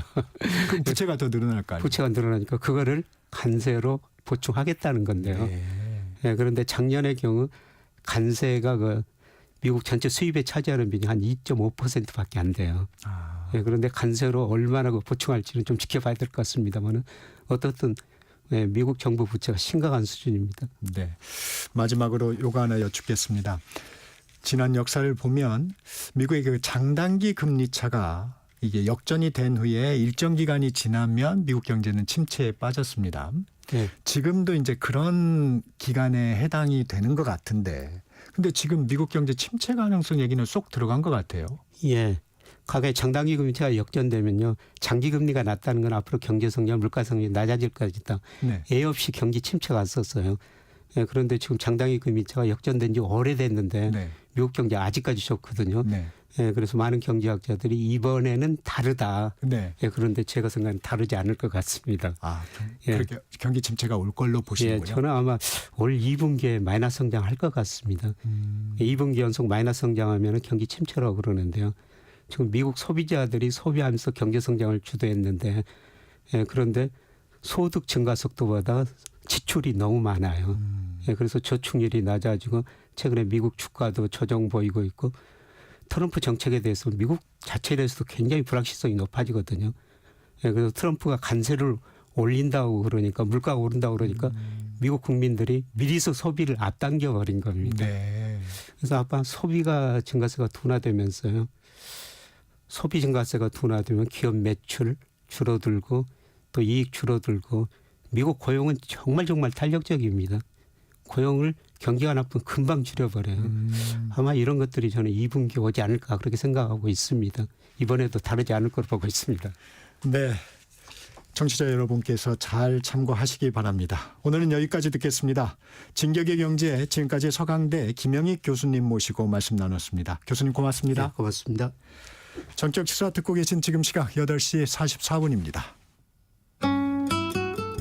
이 시각 출근길 교통정보입니다. 출근 정체가 최대를 보이는 곳들이 많습니다. 영동고속도로 강릉 쪽으로는 먼저 서창분기점에서 월곡분기점 사이와 다시 둔대분기점에서 부곡 사이로 정체고요. 더 가서 동수원 부근 1차로에서는 사고가 나면서 이 일대로 많이 혼잡합니다. 이후로는 용인에서 양지터널 사이로 지나는 차량들이 많습니다. 수도권 제1순환고속도로 판교에서 구리 방면으로 광암터널 부근 5차로에서는 장애물을 처리하고 있고요. 이후 일산에서 판교 쪽으로는 자유로에서 김포 사이와 계양에서 송내 부근, 다시 시흥에서 안현분기점 사이로 정체입니다. 더 이동해서도 도리분기점에서 시흥휴게소 사이와 조남분기점에서 수암터널 부근, 또 수리터널에서 안양터널 사이로 더딘 흐름 이어지고 있습니다. 그 밖에 서울시내 강변북로 일산 쪽으로 청담대교 부근 1차로에서는 사고가 났는데요. 천호대교부터 지나는 데만 30분 가까이 걸리고 있습니다. KBS 교통정보센터에서 김민희였습니다.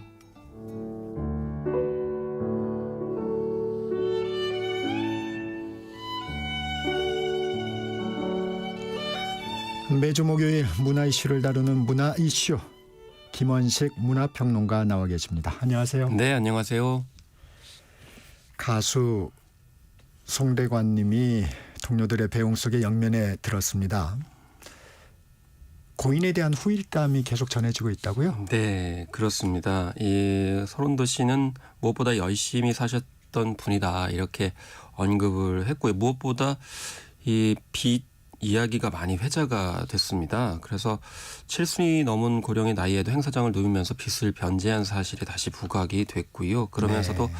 빚을 갚아가는 가운데도 항상 웃음을 잃지 않으셨고 누구에게나 친절하고 다정했던 분이라고 가요계 관계자들이 이야기를 했는데 뭐 알려졌습니다만 2013년에 아내분이 부동산 투자 등으로 이렇게 사기 혐의까지 이제 더 씌워지게 되면서 네. 고초가 있었는데 최종 대법원에서 무죄 판결을 받긴 했거든요. 그렇지만 네. 280억 원대의 빚을 지게 되면서 이걸 갚기 위해서 정말 쪽잠을 자면서 삼각김밥으로 끼니를 때우면서 갚아 나갔고 그 과정에서 아내분을 원망하지 않았고 또 젊은 시절에 성공한 아내 덕분이라면서 오히려 아내를 더욱더 아끼고 보살폈던 사연들이 알려졌고 또 독립유공자의 후손이기도 하면서 가수의 권익과 위상 정립을 위해서 대한가수협회장 2대 회장으로서 열심히 노력했던 부분들 이런 부분들이 후일담으로 많이 이제 알려졌고요.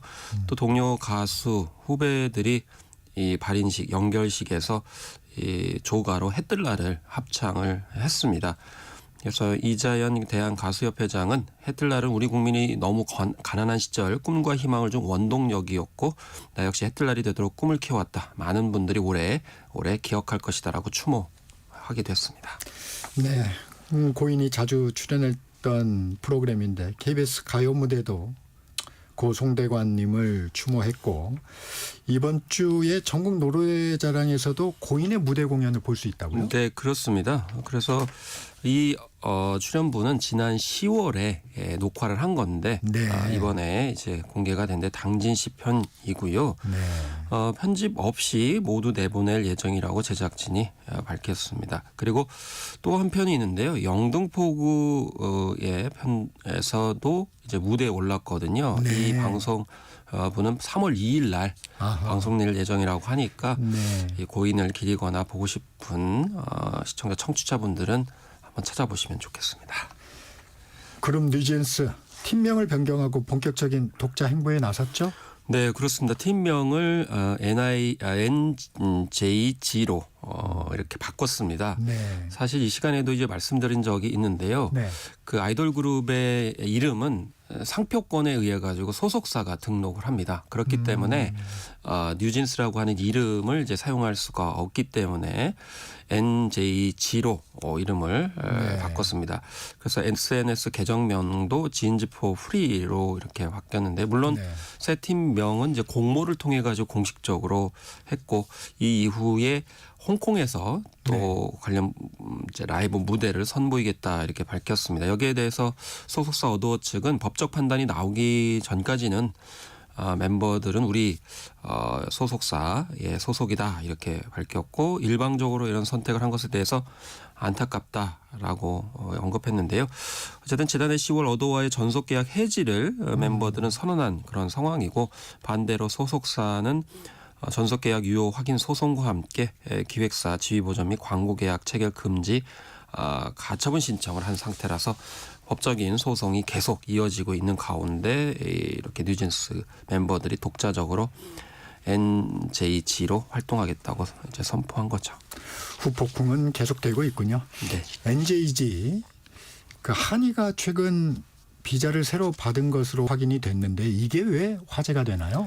네, 일단 한이 같은 경우에는 우리 국내의 국적을 갖고 있지 않습니다. 이제 그렇기 때문에 이제 비자를 이제 갱신을 해야 되는데요. 문제는 예술 흥행 비자가 E6 그러니까 E6에 해당이 되거든요. 예를 들면 뭐 E2 같은 경우에는 이제 학원 강사들에게 해당이 되고 이 세븐 같은 경우는 IT 같이 전문 기술업에 해당이 되는데 E6 비자 발급을 하기 위해서는 요건이 있는데 그 중에 하나가 뭐냐면 E6는 주로 이제 배우들이나 가수들이 활동할 때 필요한 비자거든요.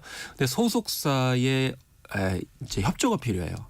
근데 지금 소속사가 없는 그런 상황이 돼버렸고 네. 물론 이제 본인들 거부하고 있는 그런 상황이기 때문에 여기에 관련된 소속사가 협조할 리도 없는 그런 상황이잖아요. 이제 그러다 보니까 국회에서까지 이 문제가 이제 논란이 있었는데 박지원 의원이 이 문제에 대해서 뭐 국민들도 짜증 나는데 아이돌들이 마음껏 재량껏 활동할 수 있도록 법무부에서 조치해 주길 바란다 이렇게 언급했는데 결국에는 이렇게 비자 발급을 받은 것으로 이렇게 나타났습니다. 근데 어떻게 소속사에 협조 없이 됐냐라고 했더니 소속사와 상관없이 소송 당사자로서 국내에 체류할 수 있는 것으로 이렇게 자격을 부여받아서 이렇게 활동에는 문제가 없는 것으로 나타났습니다. 어쨌든 국내 K-팝이 세계적으로 인기 있다 보니까 이런 네. 비자 문제가 굉장히 중요하기 때문에 이슈가 됐습니다.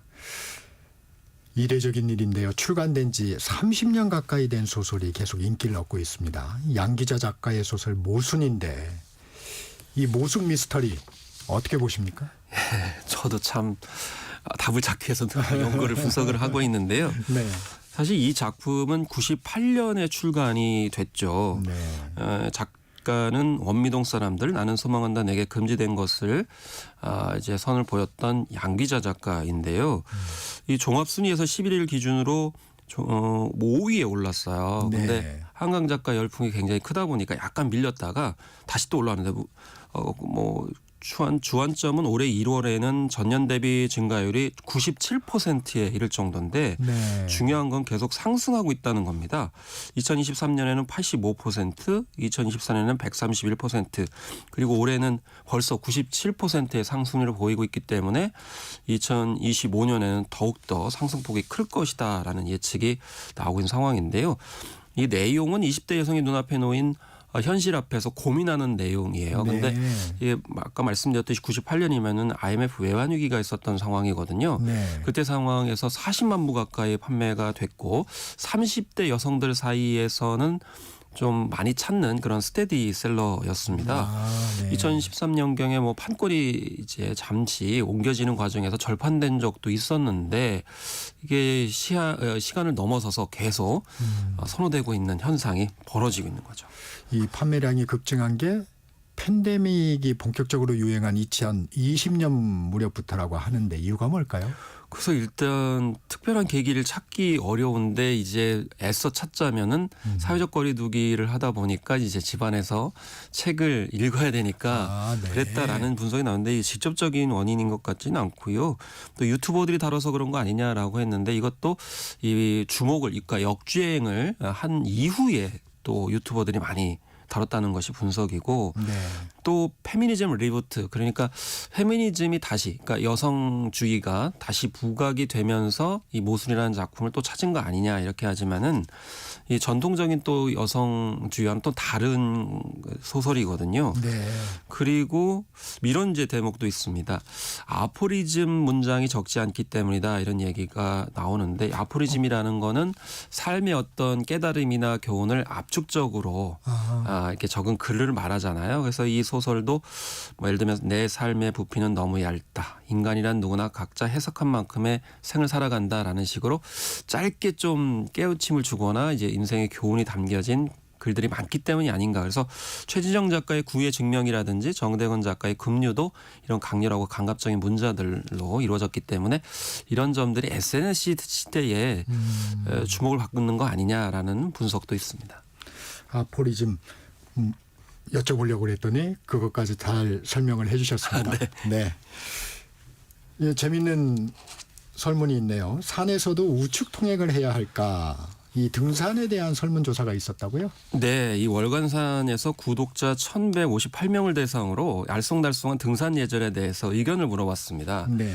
이제 산행이 또 날이 풀리면 본격화될 수도 있는데요. 이 산에서는 우측 통행을 해야 되느냐라는 설문조사에서는 91.1%가 그렇다, 8.9%는 아니다 이렇게 언급을 했습니다. 네.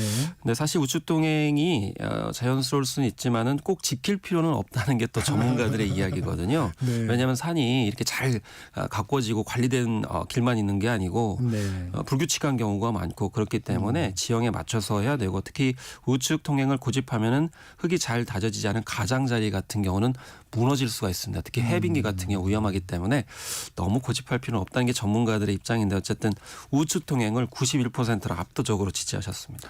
그러면 어느 정도 정착이 되고 있다는 얘기일 수도 있네요. 우측 통행이. 그렇습니다. 그래서 뭐 8.9%의 응답은 결국 상황에 맞춰가지고 이제 대응해야 된다라는 응답으로 보면 되겠죠. 네.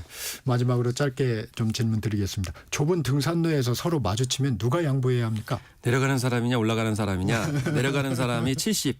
네. 올라가는 사람이 29% 이렇게 차지를 했습니다. 네. 내려가는 사람이 덜 힘들어서 잠깐 쉬어도 호흡이 틀어지거나 하지 않는다는 이유를 얘기했지만은 네. 사실 다수의 인원이 마주칠 때는 올라가는 사람들이 다 지나가는데 꽤 시간이 걸리기 때문에 이런 점 참고해야 된다. 그래서 상황에 맞게 또 판단할 부분이 있다고 생각합니다.